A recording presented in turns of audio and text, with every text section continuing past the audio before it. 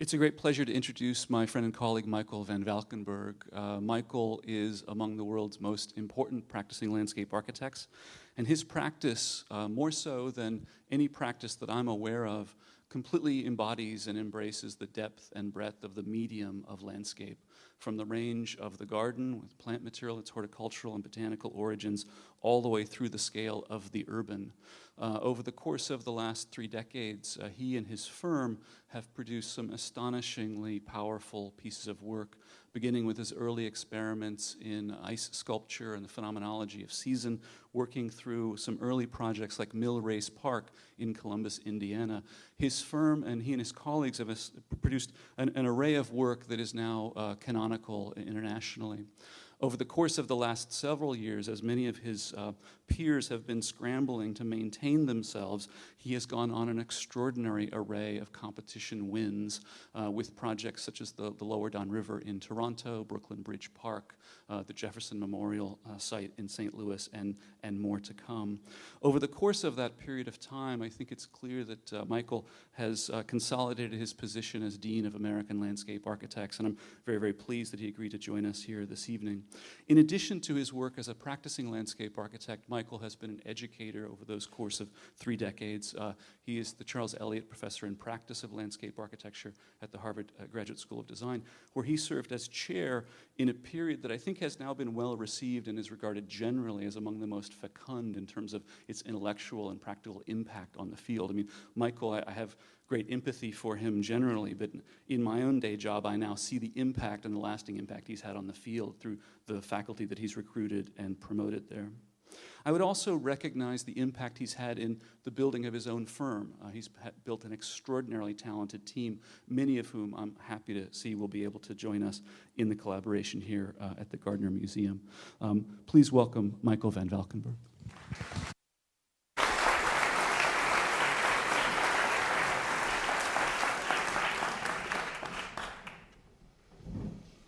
Okay, so I'm going to try to make this a 1-hour thing, starting now.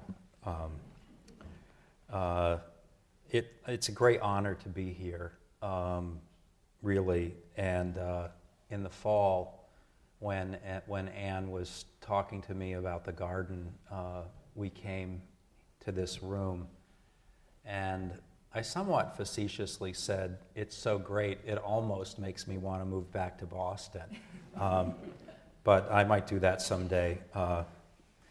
This is amazing. This is so extraordinary, and I really had no idea that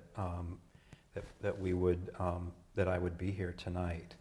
So I think it's better to think of this as a talk and not a lecture. And if you've ever talked with me, you know a talk is a ramble. But I don't give a lot of lectures anymore, really. But this one, of course, I was very happy to accept. But I've limited the subject to three projects, and you know 2 of them, I'm sure, really well. But I thought it might be interesting for you to hear me talk about them in a reflective way. Before I start, I also want to say that when I moved to Boston in 1973, when I was 22, I was studying photography in the evening program at the museum school, and which I did for like a year and a half, and it was crazy time in photography at the museum school then. Like the TA in my class was Nan Golden, and although I just didn't know what to think of her, and she had no interest in my banal pictures of, anyway. But I wanted to say that every time I came over, I drove by the Gardner, and what used to be this amazing pair of fastigiate trees on each side of the front door, which was this incredible, I mean, you just knew from that pair of trees what the museum was, it was so residential that this house had these columnar trees, and they probably outlived their life. I'm sure they were taken down because of decline. And before I start, I want to recognize people from my office, including Laura Solano in the row there, and the audience, Barbara, my wife Caroline, Barbara Krakow, one of my favorite people in Boston, who tried to talk me into buying a certain felt suit. You had several of them. I think the price was $750, and I think I would be a very wealthy man if I had bought that suit, boy's suit. And also Judith Tankard, who I authored a book with on Jekyll, and she got to witness me throwing a cup of coffee at somebody in Berkeley, but that's, if I still drank, and I would tell you about that afterwards, but we'll get started. I don't do that anymore. I hardly drink coffee. I'm really a total bore. So I've collected some things that I thought would be fun for you to know about me. I'm showing you some pictures of some things I make with paint that aren't really paintings, but they're sort of experiments with recording things in landscape. And I want to tell you how I came to be a landscape architect. So like probably a lot of you who went to public high school, there was sort of one teacher who didn't think I was a complete idiot, and he was a history teacher. And I loved history, and I was really good in it, but mostly because, you know, my parents were farmers and really smart people, but didn't go to college. And so, you know, when you've kind of made that split and you're sort of going to be a person who goes to college, I wanted to be like my history teacher. So I went off to a state university, and they put me in my freshman year in a seminar. It was enough in the dark ages that enrollment was by seniority, and you got to take the classes as a freshman that nobody else wanted to take. So it was the decade prior to the French Revolution. I was 17 years old. This was not good. But I also had to take a class in a word I never heard, ecology.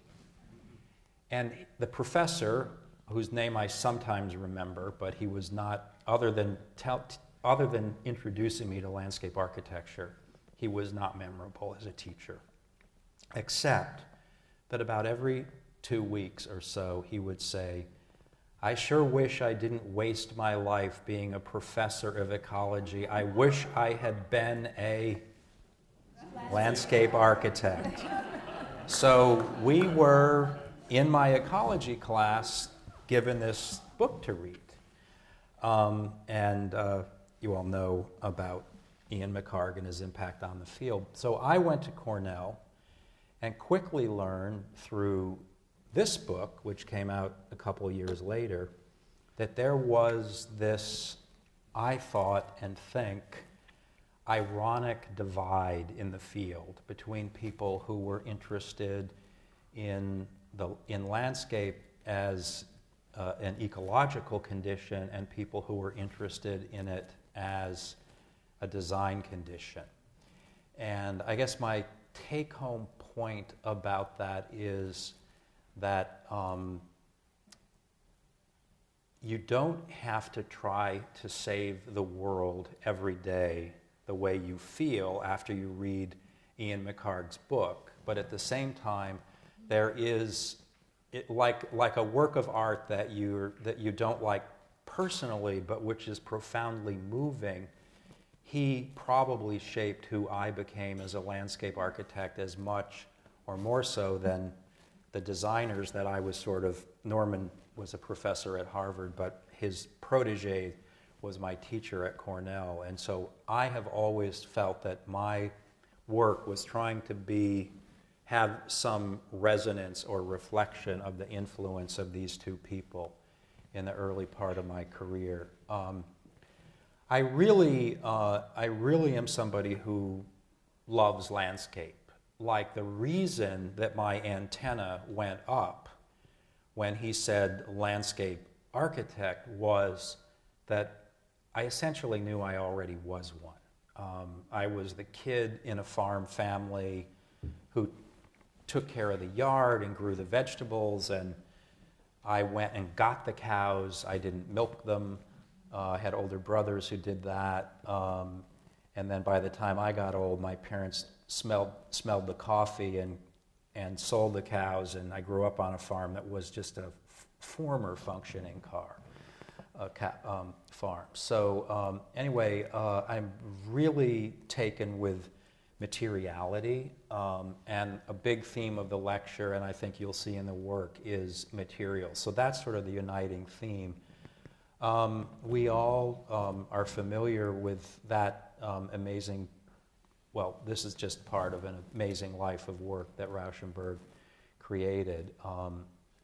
But as my career has unfolded, materiality, I have been able to find my way in the design of landscapes by the kind of intuitive resonance of materials and how they make people feel as a defining layer of what we do in our office. Complete with, I am a plant geek. I love plants. I recently discovered this plant in the Brooklyn Botanic Garden. I don't live too far from there. And now it shows up in all of our projects, including the recent redesign and in-process Cambridge office garden, which I will show you some very quick pictures of because it's like a little baby that you haven't patted the moisture off of yet. So it's still in a kind of squawky, squealy state.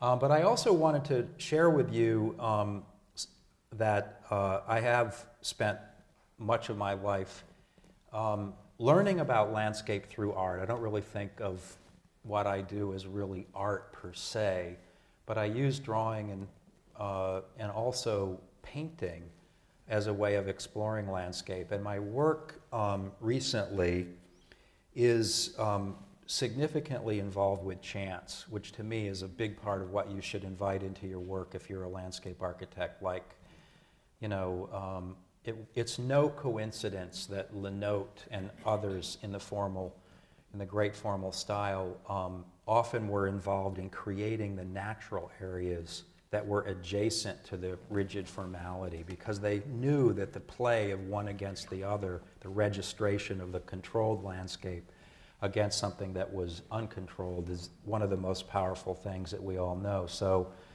and the other part of all of this, a love of material with respect to landscape, is reflected in this quote by Tom Stoppard about the intersection of the things that are given and unpredictable together. And our work with plants in particular, but other things as well, is very much focused on setting up conditions that then ferment and collide and change over time. And so that means we work really closely with our clients' gardeners or the maintenance people who take care of things after they're over. I thought I'd throw in since we are all, I don't know about what happened up here, but we only had one of these, and it was the second week in October in New York. So, but I think you can see what Stoppard was talking about. So I do these things now where I record colors that I've seen as single layers. They're painted on wood, and they're tiny. They're like 9 by 10.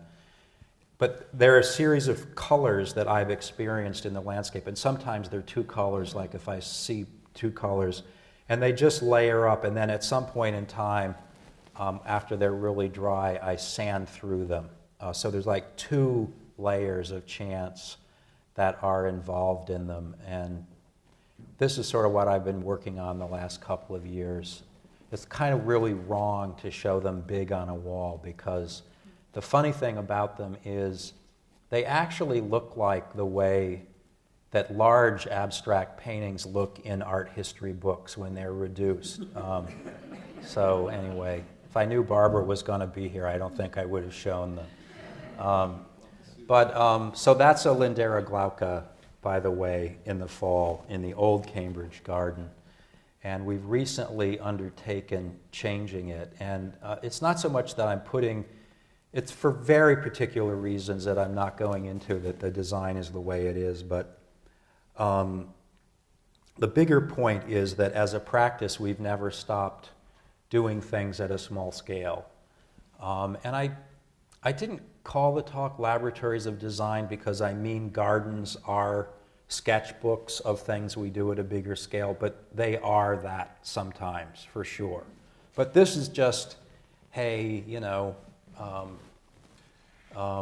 I'm showing some stuff, and I thought you'd be interested just to see the process, the kinds of processes that we go to.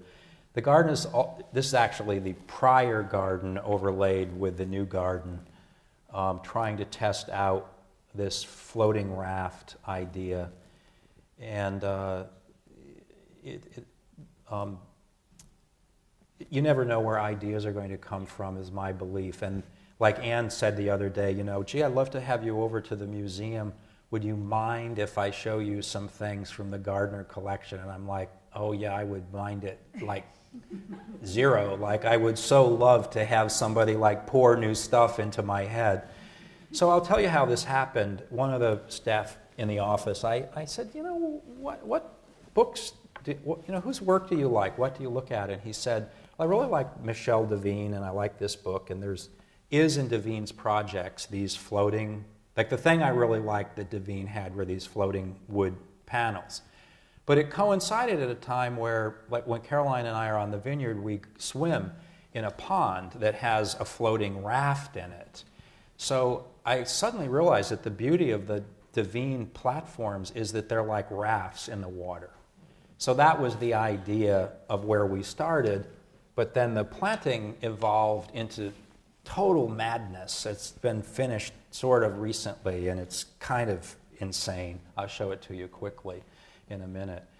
But then we're also really celebrating the notion of the frame, because to be blunt, the office is in a neighborhood with some really crappy houses nearby. I hope nobody's in the audience, but who owns those houses. So they don't like looking at our mess either, I'm told. So this is just sort of showing how we go from a formative idea to a sketch about planting, and this is just a bunch of things I love.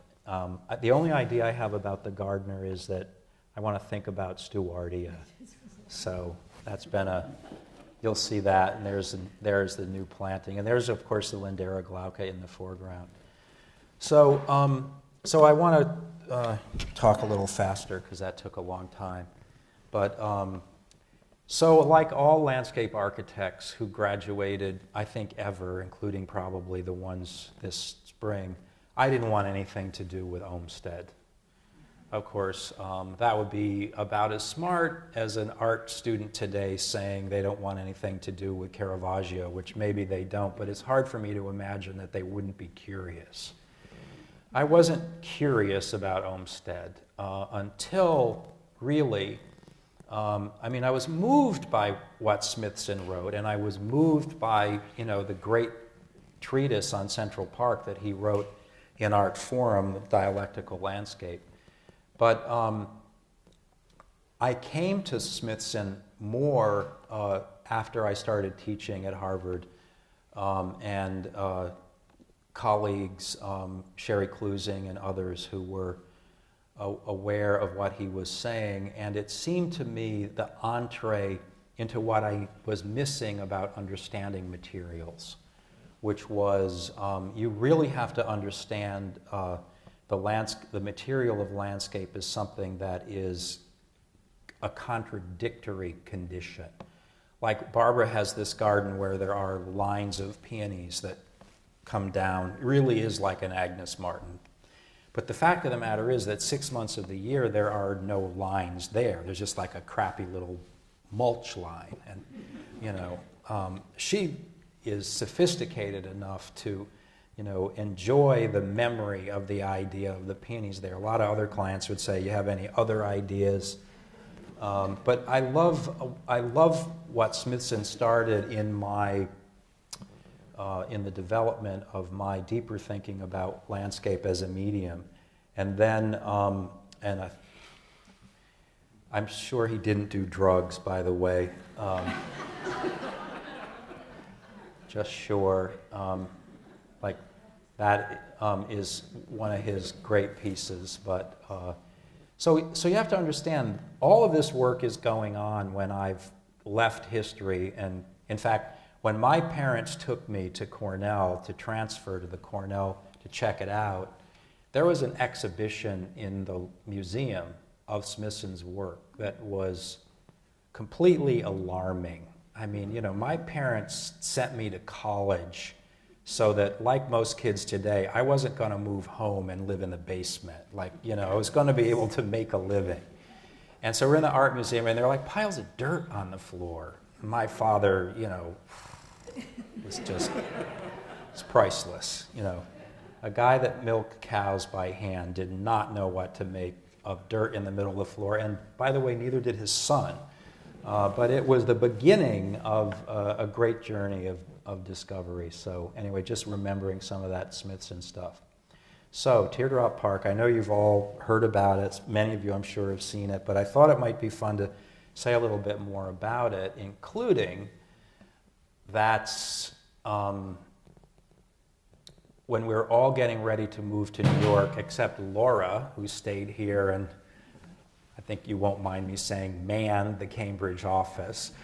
But Teardrop is a project that we all started together in Cambridge, Laura, Matt, and me, and you can see Paul, although he looks 18, and he probably was 23 or something in that photograph, and Matt Urbanski, and that, I don't know what I'm doing. I do not urinate in parks, so I just want, well, I do in bathrooms, but that's not what was going on there. But we had this crazy thing happen, which is a client, we were hired to design this park, and the guy that runs Battery Park City said to us, the site's 1.8 acres, you have to understand. He said, you know, I grew up upstate and I live in the city now, and I think it would be great to make a place that captures the wildness of upstate New York. And, you know, trying not to like gasp and say, well, you know, there's a park north of here, 900 acres, where somebody did that really well 150 years ago. But, you know, I'm not going to, I might have said that when I was 40 or 49, but I wouldn't have said it when I was 50.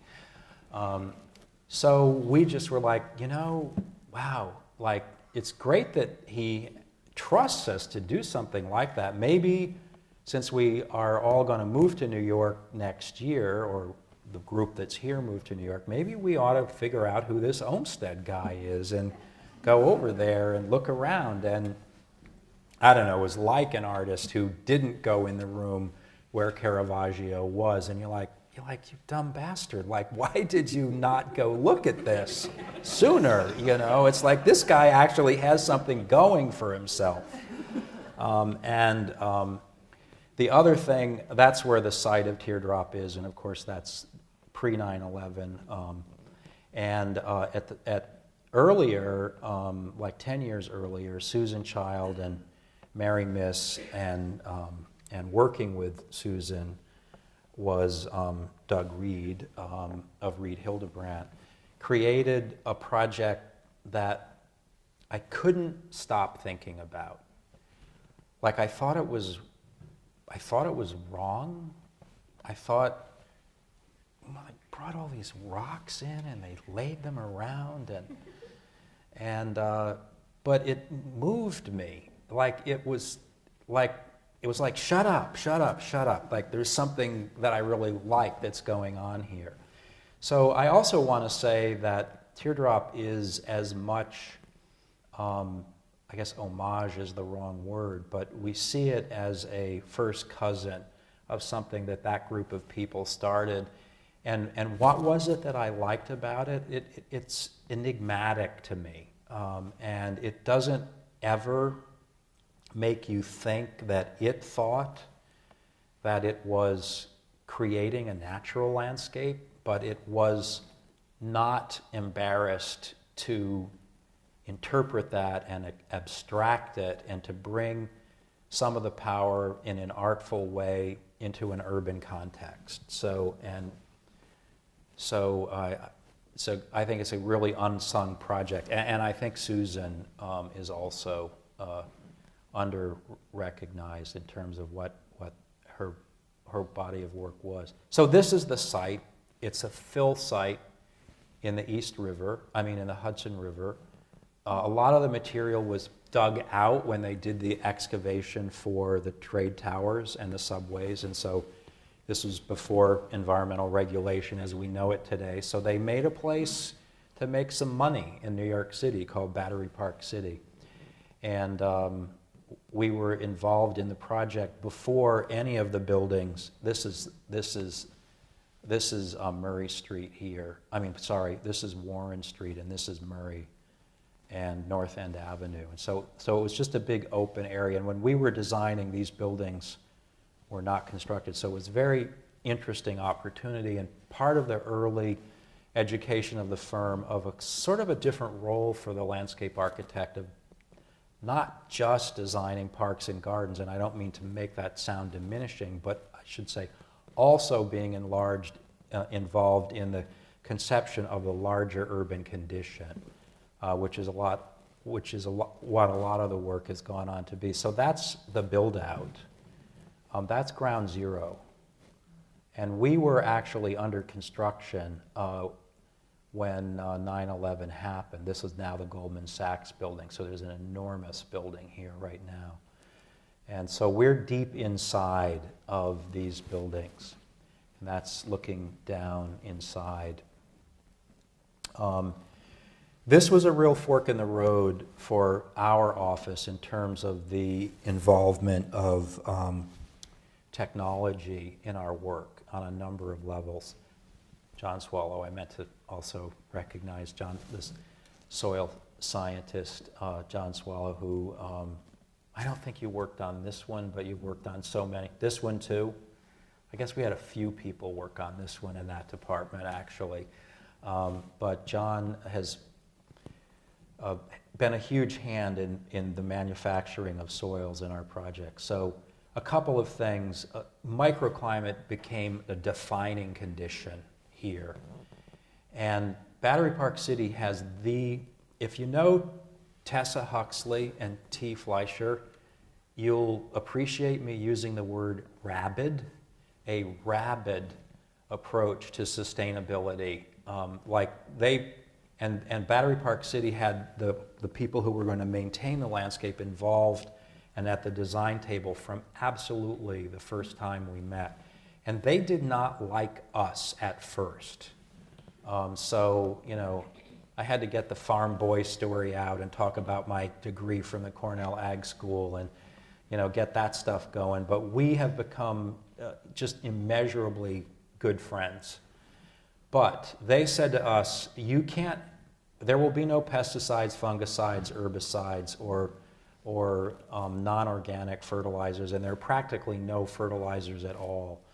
And if you want to have a long lawn, which the design people had, you have to show us that you have to measure how much sunlight will be in there when there is the build-out of the surrounding buildings, and you have to have 3.5 hours of sunlight on the equinox, or we're not going to let you have a lawn there, blah, blah, blah, blah, blah, blah, blah, blah, blah, blah, blah, blah, blah, blah, blah. So it was an incredible uphill battle. Lawn is such an incredibly important condition in cities because of the intensity of use that we're subject to. So this really interesting thing happened. We started working with Jamie Carpenter and David Norris, who have a company that do illumination studies for museums. And we hired them to do an illumination study of an outdoor space. And it was interesting that as this building was designed, this building got taller and took out a critical hour of sunlight at the equinox. And if you count it up, 1, 2, 3, you can see that with losing this, we were perilously close to a condition where there was not enough light in the space to have turf. So Laura, who has a love of subconsultants and other things as well, hired not one turf consultant, but another one. What was his name? What was his name? Knit? Was it Knit? Andy.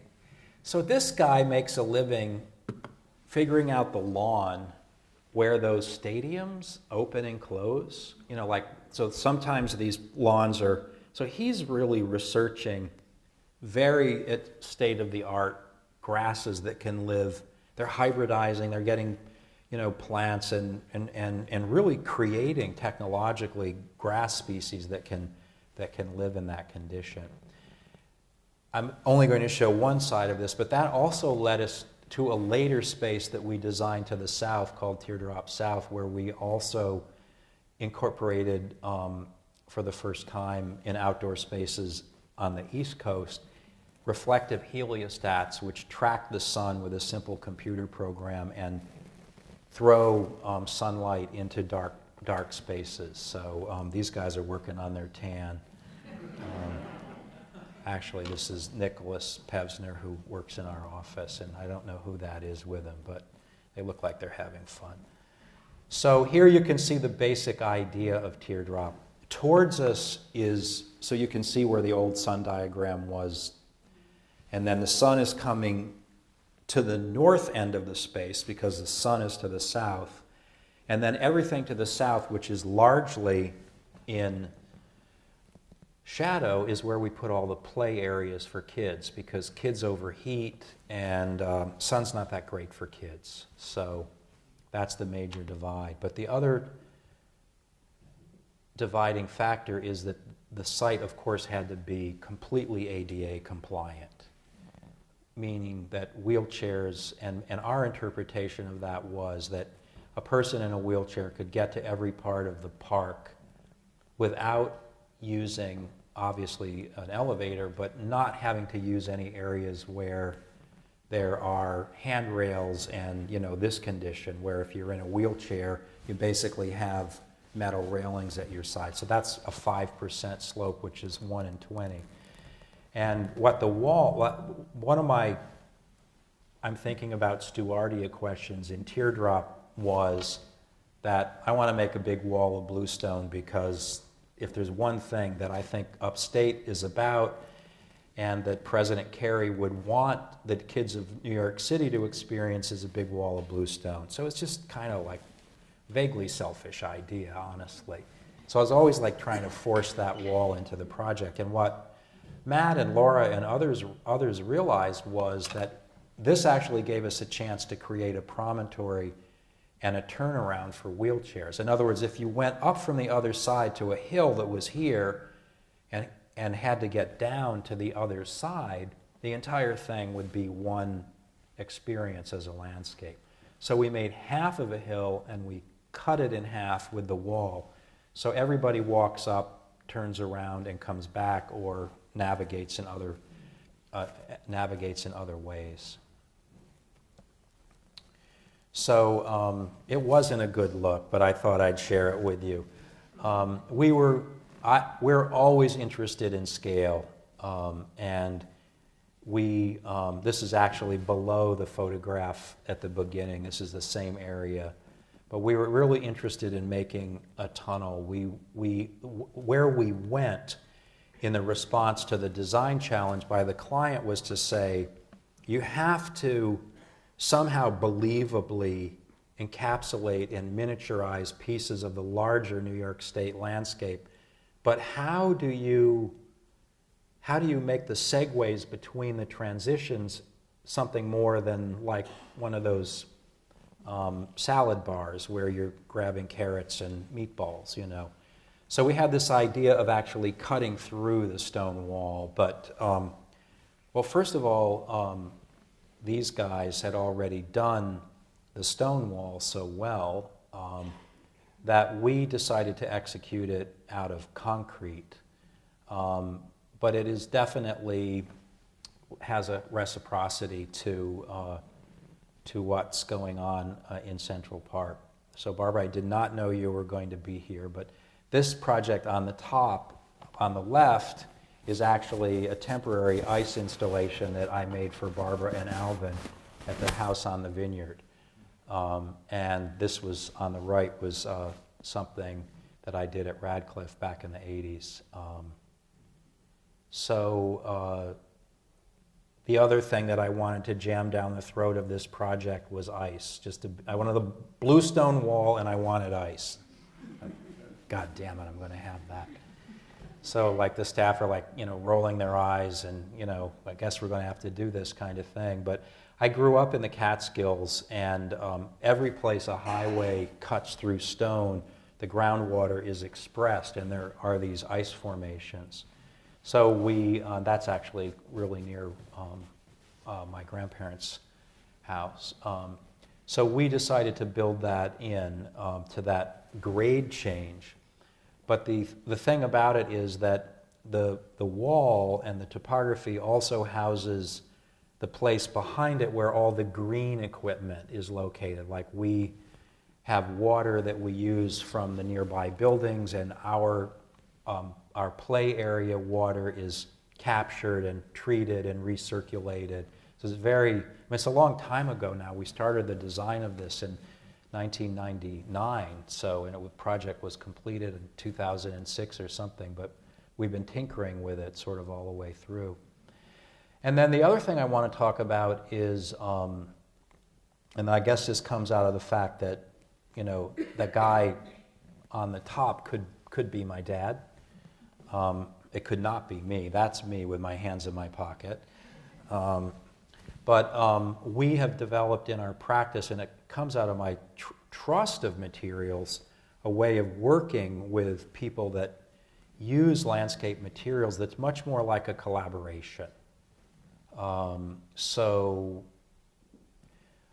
even though we had a great deal to do with the actual description of the wall, the making of the wall here is actually happening in a quarry with the quarry owner and his son making a huge number of decisions along the way. Like we did not, for example, describe specifically that piece of stone. There were limits, minimum and maximum and parameters, but then it was all completely negotiated and working with as opposed to working for, in terms of our relationship with craftsmen. Because, I think the thing that made landscape so awkward in the 20th century is that people wanted landscape architecture to conform to the kind of aesthetic guidelines of contemporary architecture.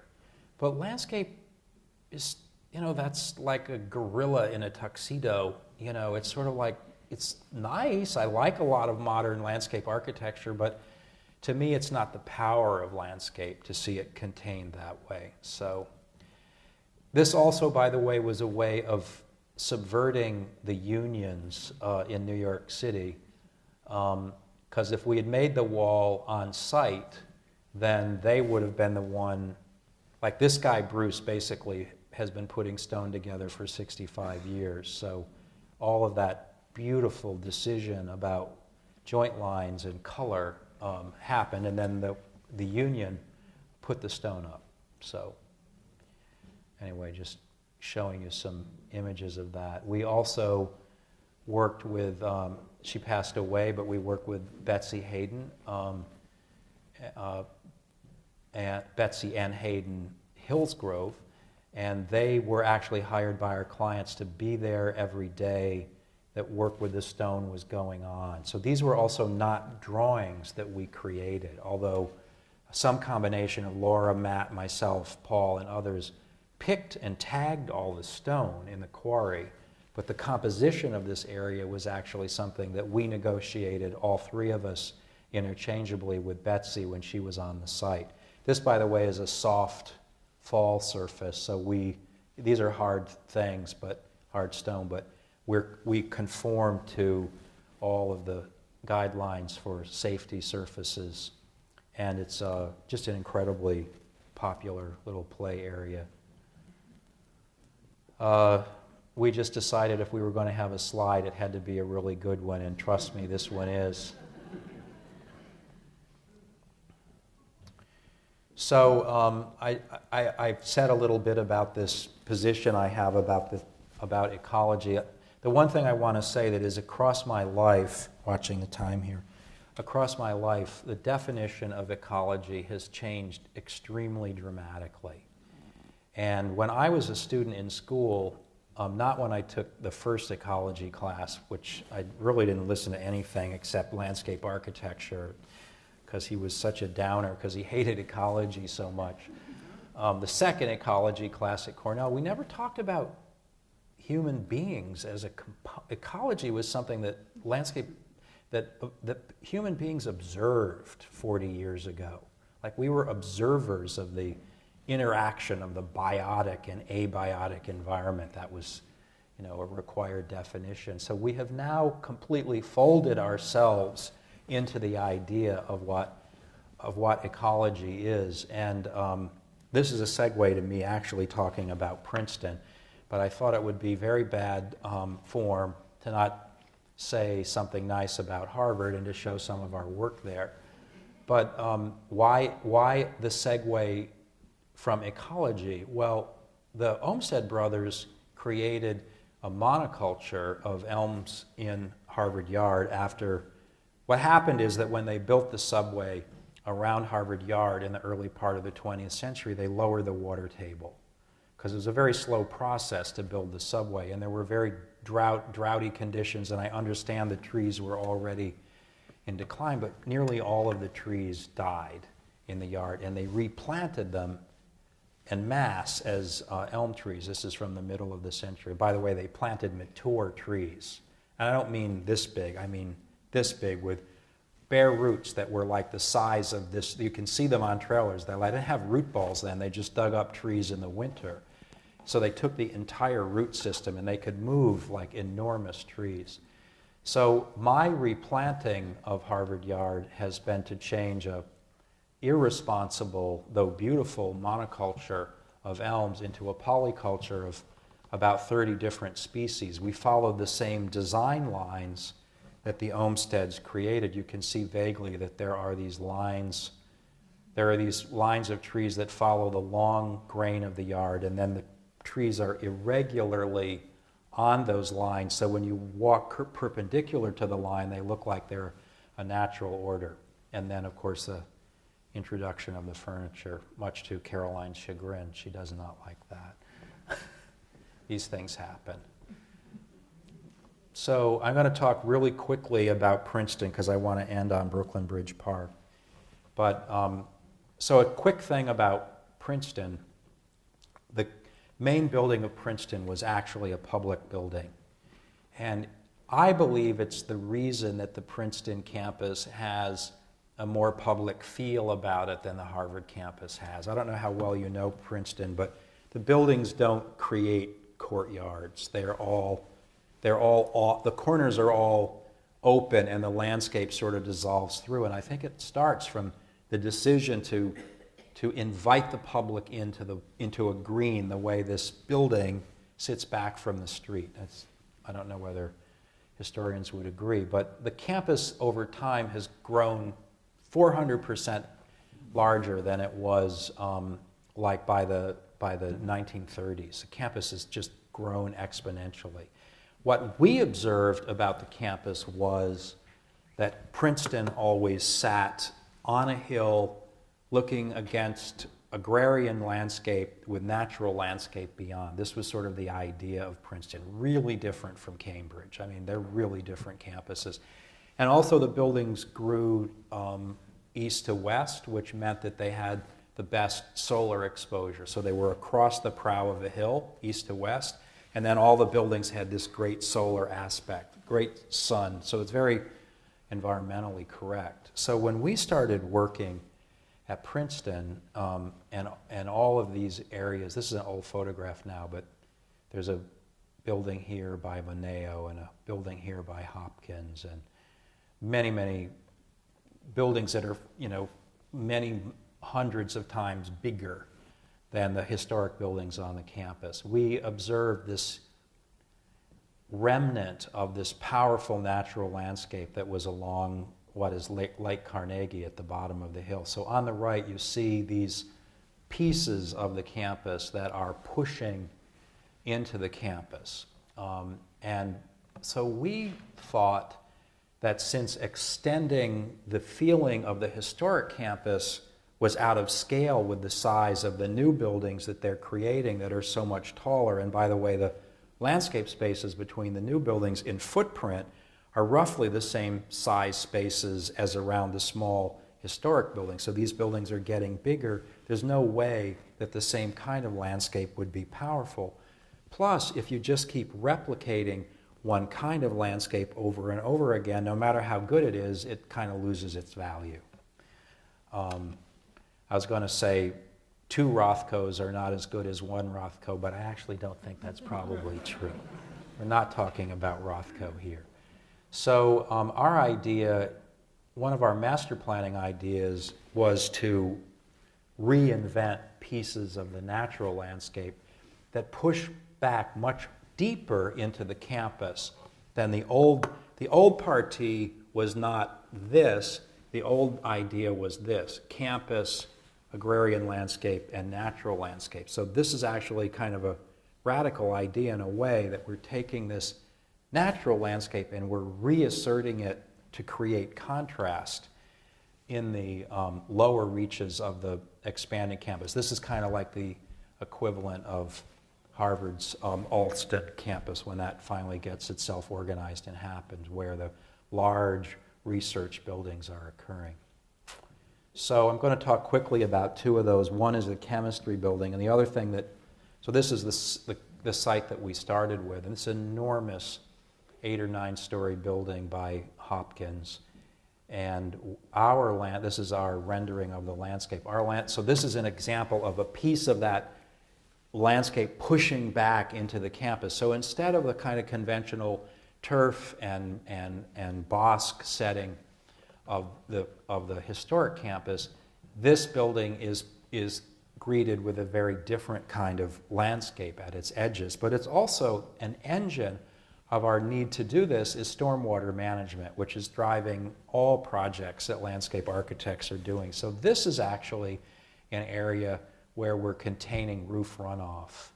And that's that same area last summer. It's just completed as a project. And then the Stryker Bridge, designed by Ted Zole from HNTB, as the way that they're dealing with creating safe pedestrian access over the highway going in. And so this is the early stages of that landscape. So in the more at the core of the campus recently, we rebuilt Butler College with Harry Cobb, the architect, and I just want to show you a few of the things we do. So as we draw ourselves closer to the core of the campus, we do things that are more contextually responsive. So this is an alley of Gatsura trees that we created, and I wanted to talk about an amphitheater that we created. This was an intern who became a ski instructor, I think. We're very involved in mocking things up at full scale in our practice, so that because I think the corollary of being interested in materiality is understanding the impact of scale on the delivery of the experience of materials. So this is our notion of combining transition of levels for ADA access with a place for students to have performances and just to hang out and do stuff.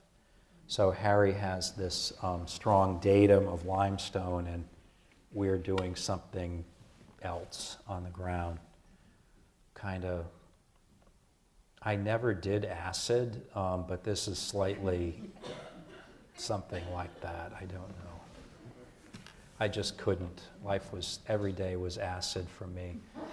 So just one more project at Princeton, and then a quick look at Teardrop, and I will be almost on schedule.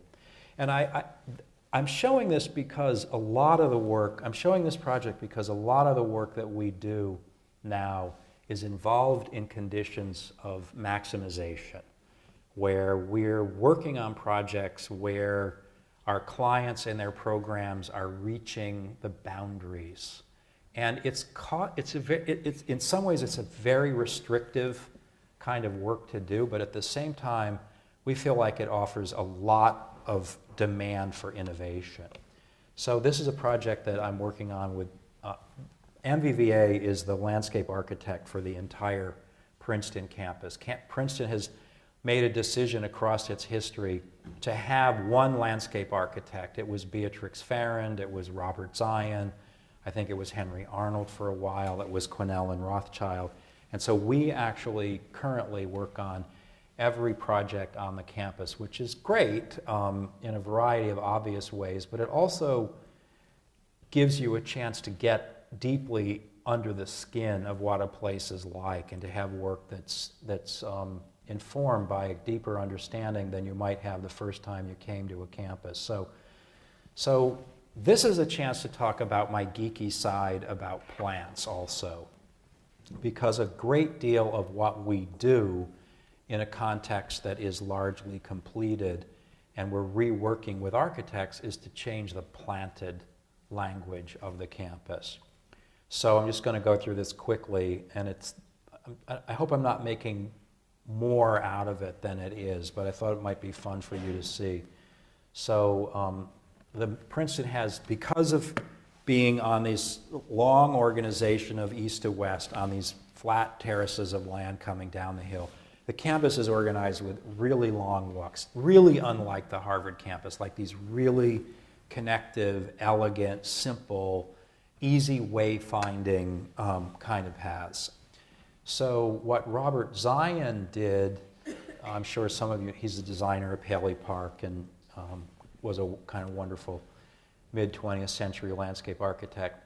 Zion knew the elms were going to die, and he came into them, and he knew from ecology that American beech is one of the few trees that could actually live in the shadow of existing trees and turn into a memorable tree and shade.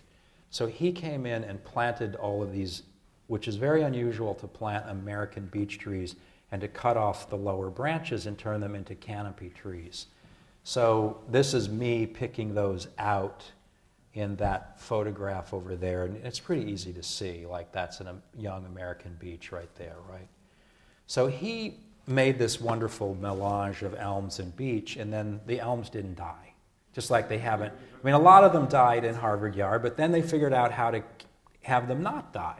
So that by spending money on these dinosaurs, we've like when I started replanting Harvard Yard for Neil Rudenstein in 1991, if you told me that many elms would still be there 22 years later, I never would have believed it.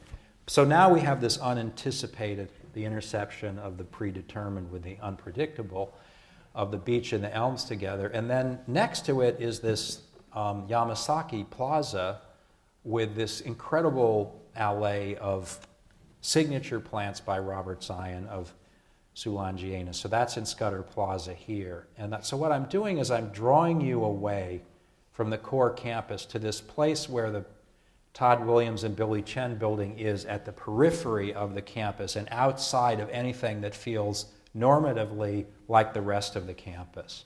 So if we were walking along, here would be the beeches and the elms, and then here we are in Scudder Plaza, and the magnolias are there, and then you're going down Shapiro Walk, which is a new landscape of ours, which is defined by the introduction of an irregular alley of Perotia trees, spelled with an A, don't look too closely. So the idea that we came up with is to take all of the trees that are segregated into kind of monocultures along the way, or nearly monocultures, beech and elm, forget the elm, magnolias, Perotia, and when you get to the end of the campus where you have to turn a corner, go left, and then go right to find the building by Todd and Billy, that we would replant Olden Street with a mix of the trees that are on the context that precedes you. So what will happen when you get to the end of this enfilade of spaces is you'll come to a wall which is all the species that were experienced prior to getting there. And then, of course, the flip is the opposite of that. When you leave Andlinger, you'll go through this collection of plants, and then they will present themselves as a series of straight pieces. Anyway, so the Todd Williams and Billy Chen idea is a real inversion of the tradition of the campus. It's an extremely dense building, and rather than make it high, they decided to make it a very small building and to put a lot of it below grade. So what they did is they created all of these courtyards, some at the level of the street and many of them sunken, to bring natural light and sky and planting down into the lower areas of the campus, of the Andlinger campus. So it's first of all organized with a Mikosh Shapiro-like walkway that goes through it. This is Todd and Billy taking that line, which we're seeing here, and pushing it through their building. And then what we're doing is introducing a series of intense gardens with a very different focus than the rest of the campus, which is a park-like setting, to create landscapes that work in a much more introverted way, but to experientially give something that hopefully has a more boundlessness about it. In other words, instead of being knotted up in geometry, they're highly irregular and are like a scaling down. And so in this way, it's very similar to what we did in Teardrop. We're working with really large trees in the beginning because each of the gardens have very small amount of plantings in them. So we're planting really big trees. And then I thought it was just interesting for you to see us studying the phenomenology of plants changing with the season. So that structuring ginkgo tree that I showed you a minute ago is this tree here, and playing it against the palette of the other plants that we're thinking of using, and how the seasonal qualities of the palette of plants shifts. So this is what a landscape architect does. He or she has to actually kind of take the whole season and have all of these things that are going on. I have to admit, these drawings made my client very upset. And I never show them drawings like this. I only use them in lectures now because I love them. They made them crazy. They were like too busy and they didn't understand them. So anyway, I think they'd laugh if they heard me say that. But so anyway, I just thought it might be fun for you to see how we puzzle out using that as a medium. And I think you can see a little bit how this relates to the paintings that I showed you in the beginning.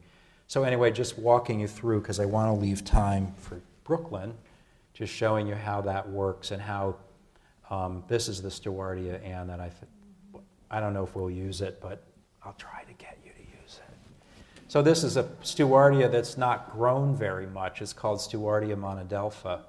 And one of the things that I've done is like if it was me in my last class saying I wish I hadn't been a landscape architect, which by the way I would never say because I love my life, I might have said though I would have liked to own a nursery. So people who own nurseries are some of my best friends, and I get them to grow plants that I talk them into growing them. So I found the Polyhill Arboretum has seedlings of Stewartia, and I have my friends in nurseries growing them, and some might be ready for us. I don't know, we'll see. I'm gonna make her scared if I keep talking about it. So anyway, as we change microclimates, the palette changes. And these are obviously plants. The great thing about the Stewartia is it blooms, has these wonderful flowers in the middle of summer, but things that like shade in the sunken gardens where there's low shade, and how the fall color looks. Okay, so I know a lot of you know Brooklyn. I'm just going to go through it really quickly and to say a few things about it, but this is a project that we also started working on before anybody in the office in Cambridge who moved to Brooklyn had done so. In other words, we worked on the master planning when we were all here in Cambridge starting in 1998, and we're still working on the project, and we will be working on it at least another 6 years if we are good boys and girls. But our client is still happy with us, but we hope they will be. So it's like a 20-year project for us. You don't get to do too many of those, especially when you're already 60 years old. So you have to understand one thing about the Brooklyn site, which is that this became available for parkland because of industrial obsolescence. And it's a really interesting story. So the Port Authority got this very clever idea, and they said, let's build these great big piers in Brooklyn. 5 acres, which is the size of Bryant Park in New York City. That's really big. So each pier is like 5 acres. This one's 9 acres over here.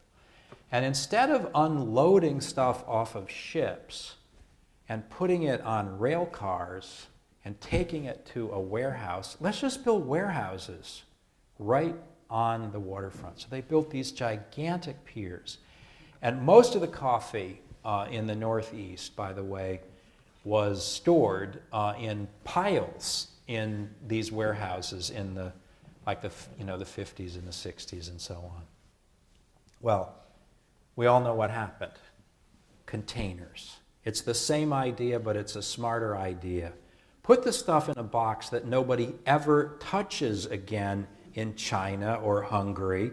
Put it on a boat and then put the container on the back of a truck or on a train and go away with it. What happened? Those boats were so deep and the infrastructure to support that kind of shipping wouldn't work in Brooklyn. So they had built these piers in the 50s, and by the 80s, this is just at the end of the working of these piers before they were shut. In 35 years, they had no use for the piers. So they rented them out for a while, but basically the Port Authority wanted to get rid of this, and they started talking about housing in this area. Well, this is a neighborhood. The people who live in this neighborhood, Brooklyn Heights, have some clout. Like, they are the people that got Robert Moses to not knock half of their neighborhood down, but to actually create the highway as a stacked thing and make one of New York's treasures, which is the Brooklyn Heights Promenade. So these are powerful people in the neighborhood. And they organized and hired a consultant that we were sub-consultants to, and came up with the idea of Brooklyn Bridge Park. The piers were all torn down, except for Pier 2. Mary Ann Thompson designed a rec facility that keeps the roof as a shading device. It's not constructed yet. This is, of course, during Eliasson's Water Walls project. So this is the before and after, and what it is a total of 85 acres of new parkland on the New York Harbor, Governor's Island here, and Ken Smith's East Side Park that he did with Shop is right here. And so over a very short period of time, this entire parkless, greenless part of Brooklyn and Lower Manhattan has been completely transformed. Just a closer look at how the BQE works, because it's sort of miraculous, but it was designed because of concerns about noise with a curved section so that the sound from these vehicles would hit this and would be bounced over the shipping site. So that became a very big issue for us in terms of noise levels. So working with acousticians, we are contouring the land to lengthen the travel time of the sound, which is how you diminish sound acoustically. It's energy, and you just make it go further, and it loses energy and it loses volume. So that's the reason for this somewhat severe landscape. But the other is that Moses separated the heights from the waterfront when he cut the section through and built the BQE. And experientially, what this does to everybody in the park is that the one side of the landscape rolls a topography up. It blocks the sound. It blocks seeing two-thirds of the traffic, and it connects the bottom of the bluff with what's up above. The process that we go through of working with neighbors and finding out about their aspirations is complicated and not always a playful experience. I think most of the people in Brooklyn moved from Cambridge myself. We did. And, my wife is a powerful force, and that's sort of the way everybody in Brooklyn turns out to be. So this was quite a learning experience. One newspaper heading was "Park Planner Blows Top." That was me. I was a redhead once upon a time. So this is me on Halloween with a fake mustache. But our public process, you can see how believing they all are. Like, that's bullshit, I don't like that. He's a phony. I want to grow up and be a landscape architect. I want to say something. This was us like 15 years ago building like proper models like architects make, because, you know, I went to Cornell, which has great architecture school, and if I really wanted to be like an architect when I was 22. That's something that's no longer true. But so our models are now much more touch me, move me than this is. Like, this looks like this isn't how any of this is, by the way. That's like, it's such an old design. But it looks like it's a model of something that exists. And our models have evolved to much more playful, touchable, and people like that. And it's not just a tool of manipulation. It says, we have a lot to learn from you. And it's not in this meeting, but in the first public meeting, a woman went up to the microphone and she said, you know, I'm an old lady. I'm old and I'm retired and I'm on a fixed income and I can't go to the country. And the one thing that I want to do in Brooklyn Bridge Park is go down to the water at night and put my toes in the water and see the reflection of the moon at night. I swear to God, that's what she said. It's like, ah, you know, it's like, because I'm a bit of a sap, you know. But it was a tipping point for the whole idea of Brooklyn Bridge Park, because the project is all about connecting you experientially to the water. The promenade, which is like all of you people up there, is like the classic landscape relationship to view. You're in a pergola, you're on a hill, the landscape's beyond. This is a very different experience that we've tried to create. The other thing that we had to fight against was the tyranny of the datum of the site, flat. There was no topography, and so there were all of these subways under construction in New York, and we had access to fill, and it was brought to our site. So much of what we've done in Brooklyn is environmentally responsible in terms of recycling. I just want to say one thing about the design, which you can see here, which is there are 1,000 things, well, maybe not 1,000. There are a myriad of things that we did to make you feel connected to the water. And you can see a few of them here. One of them is that we designed our own code-compliant but extremely transparent railing so that you don't feel like you're in a cage when you're near the landscape. And you can sit in benches and actually look through the railings. The other thing that we did is there is no perimeter lighting. All of the lighting is behind you. And so what people do in the summer, and I live like 10 minutes from here, so I'm there all the time. I actually go down there to use it as a park. I'll tell you a funny story. I was there with my granddaughter once, and she's very proud of me, and I'm very proud of her. And she said, Bobby, do people here know who you are when you walk through the park? And I said, no. And she said, well, I'm going to tell them. I said, no, please don't do that. But the idea here is that all the lighting is held back. So, and these are cut-offs, and you don't see the light, but the light washes behind you. So when you're standing there at night and looking at the water, you don't have light fixtures between you, which you have it's what you have in Hudson River Park. You have this sublime, almost invisible edge, and you really feel connected to the water on the promenade. So I'll just go through some of these quickly because we're running out of time, but we also contour the land not for effect, but to create a range of microclimatic types. And so we're on a promontory here, and it dips way down, and it's really, I mean, you know, you guys have wind in Boston. You know about wind.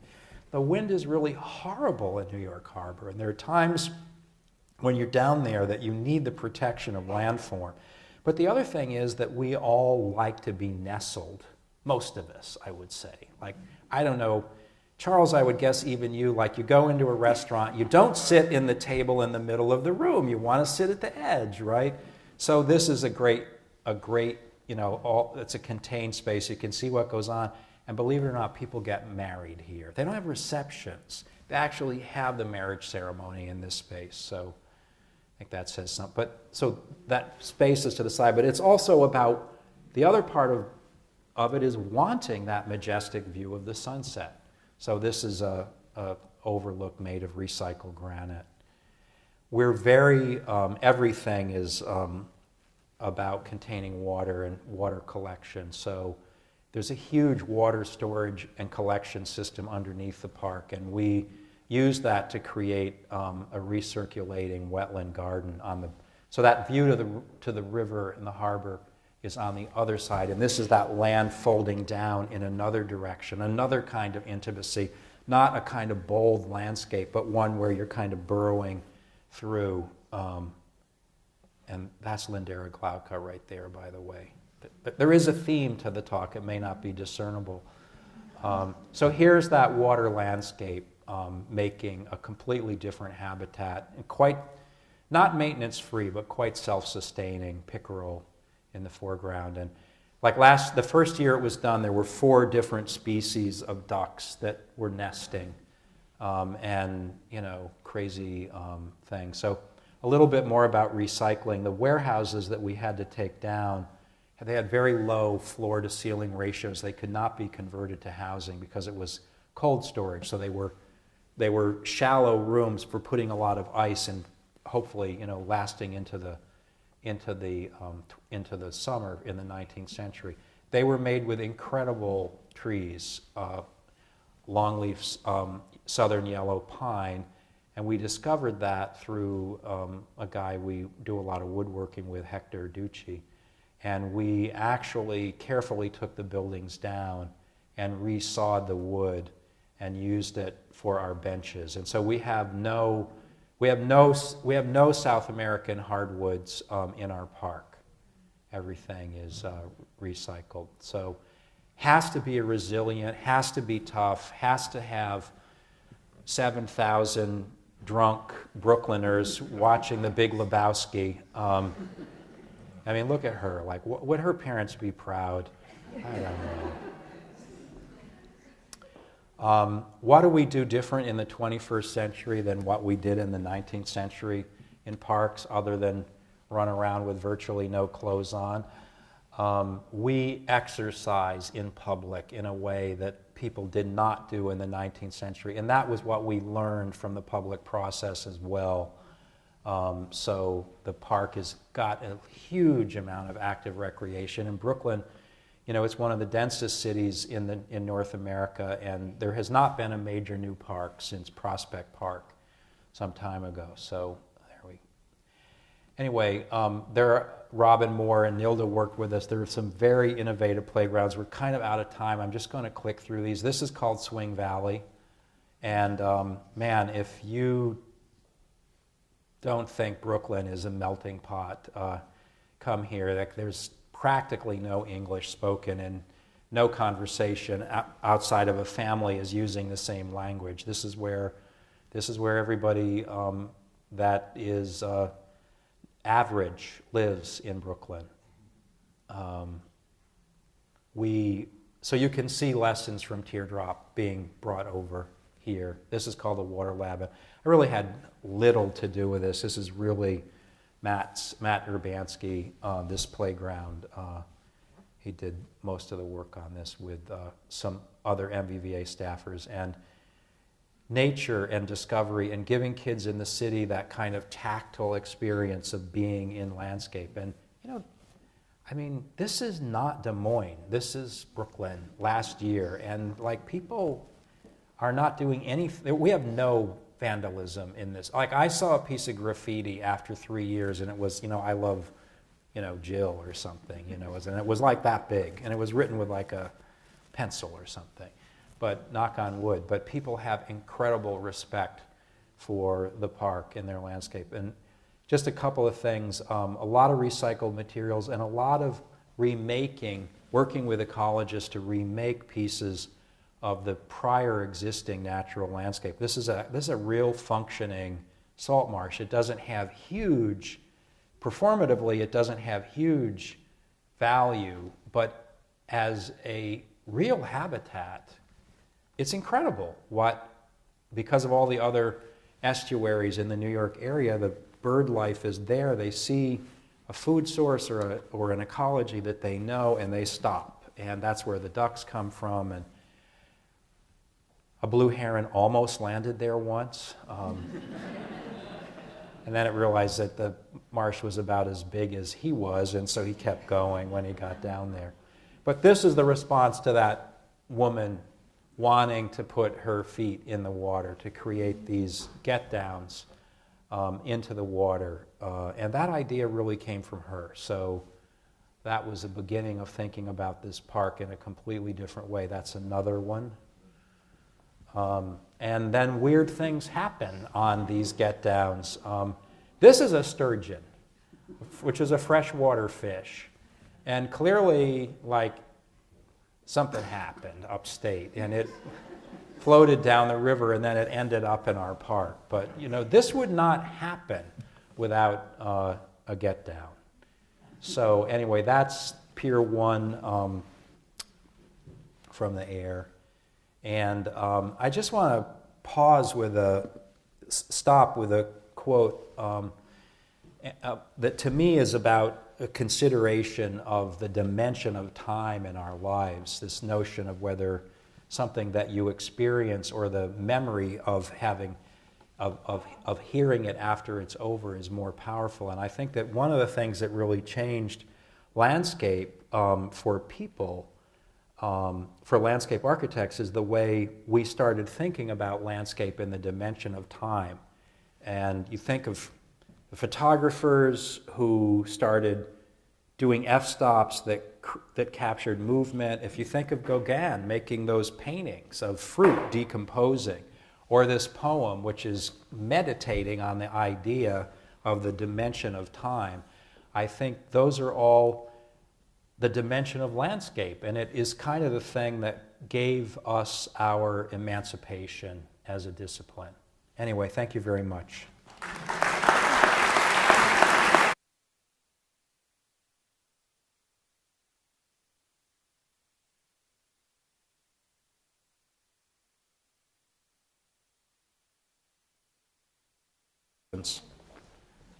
Questions?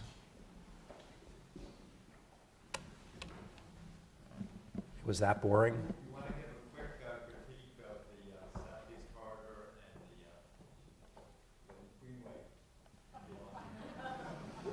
No.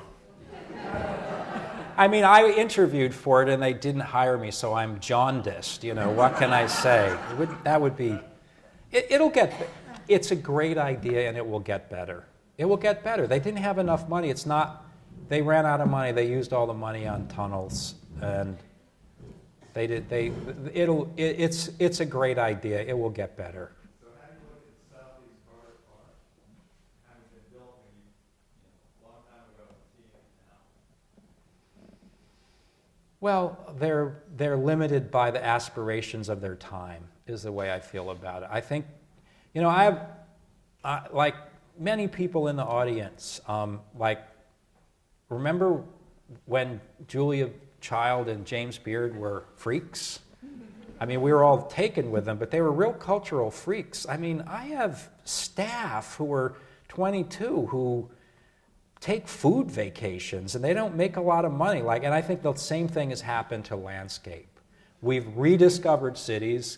We've rediscovered what makes quality in life, and people have higher demands for landscapes in cities than they had 20 or 30 years ago. Believe me, I can tell you, I was working in offices, and I even have my own office, and people come to me and say incredible things. Like this would not have been said to me 20 years ago. So I started a new project at the University of Chicago a couple months ago, and he's a scientist, but scientists are cool, some of them, you know.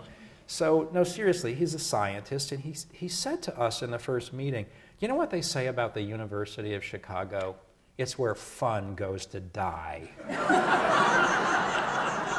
and your job is to make sure that people will see this and know that fun has not died. I mean, the guy is a cosmologist, he's a genius, but nobody would have said that to a landscape architect 30 years ago. Like, they would ask you to make fun die in their landscape. Like, give me something like Boston City Hall Plaza. I want it to look like fun came here to die, you know? There was a hand up over here. Oh, it's just about how you relate the park to the bridge. Okay. The bridge is stone. So everything around Brooklyn Bridge Park is heroic in scale, in a good way and a bad way. 900 acres of water. I mean, it's the best view of Lower Manhattan, but my God, I mean, it's enormous, Lower Manhattan, the bridge, the BQE. So there is, in our project, first of all, an obvious effort to make something that is experientially not like any of that. Like, Witold Rybczynski was there, and he likes the park. He's written nice things about it. But he's like, he said to me in the cab when we were leaving, so where are your edgy straight lines, Michael? In other words, I mean, in terms of the idiom of our time, one could have looked at this project and wanted to do something of that language. But we knew that with all of the heroic and linearity of things around it, that what you wanted was something that was contrasting. And so, I mean, yeah, I mean, is it Olmstedian that it's like rolly and curvy? Well, I don't know, maybe. If that's a bad thing, I can't feel it when I'm there, So the response to the bridge was to do something that was complementary by contrast. The other thing I would say is that it has a very gritty texture as a place, and all of the decisions don't try at all to be maritime-like, but we try to have an aesthetic about all the design decisions that is not unlike the simplicity of shipping waterfront landscapes, but done in a contemporary way. So it's a similar idea, but a different execution. I don't know, is that helpful? Okay, thank you very much. It was nice to be here.